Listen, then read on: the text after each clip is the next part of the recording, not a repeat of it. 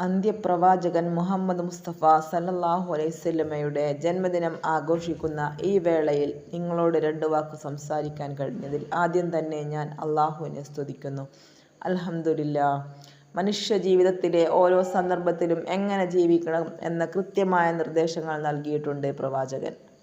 അതനുസരിച്ച് മുന്നോട്ട് പോയാൽ നമ്മുടെ ജീവിതം സമാധാനത്തിലും സന്തോഷത്തിലുമാകും.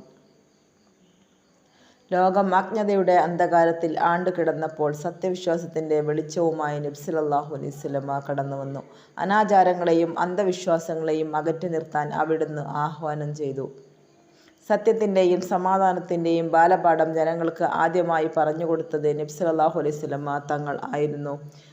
ജനിച്ചത് പെൺകുഞ്ഞായാൽ അഭിമാനത്തിന് ക്ഷതം ഏൽക്കുമെന്ന് പറഞ്ഞുകൊണ്ട് ജീവനോടെ കുഴിച്ചു മൂടിയിരുന്നവർ ആ സമൂഹത്തിൽ തിരുനബി സല്ലല്ലാഹു അലൈഹി വസല്ലമ പെൺകുഞ്ഞ് അഭിമാനമാണെന്ന ബോധം ഉയർത്തി. അടിമകളോട് പോലും ആദരവോടെ പെരുമാറിയ തിരുനബി സല്ലല്ലാഹു അലൈഹി വസല്ലമ സർവരുടെയും സ്നേഹം പിടിച്ചുപറ്റി. സ്വന്തം ജീവിതം തന്നെയാണ് ഏറ്റവും വലിയ സന്ദേശമായി ലോകത്തിന് സമർപ്പിച്ചത്. അറഫ മലമുകളിൽ വെച്ച് സത്യമാണ്, കർമ്മമാണ്, ധർമ്മമാണ് മതം എന്ന് പഠിപ്പിച്ച ആ വീരനായകൻ നമ്മുടെ എല്ലാവരുടെയും ഗുണകാംക്ഷിയാണ്. കോപിക്കരുതെന്ന് നബി സല്ലല്ലാഹു അലൈഹി വസല്ലമ നമ്മെ പഠിപ്പിച്ചു. സാമൂഹ്യ തിന്മകളോട് അരുതെന്ന് പറയാൻ പ്രവാചകൻ കാണിച്ച ആർജവം ലോകത്തിന് മാതൃകയാണ്.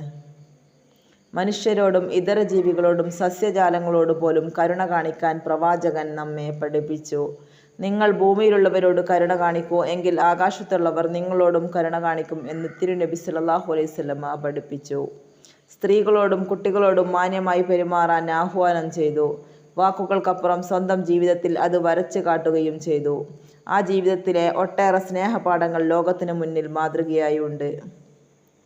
കാലുഷ്യത്തിൻ്റെ കാലത്ത് കരുണയുടെ മാതൃകയായ തിരുനബി ദർശനങ്ങൾ നാം നെഞ്ചിലേറ്റണം.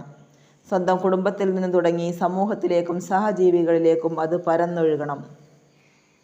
നബിദിനാഘോഷങ്ങൾ അതിന് നിമിത്തമാകട്ടെ എന്ന് ആശംസിച്ചുകൊണ്ട് എൻ്റെ വാക്കുകൾ ചുരുക്കുന്നു. അസ്സലാമു അലൈക്കും.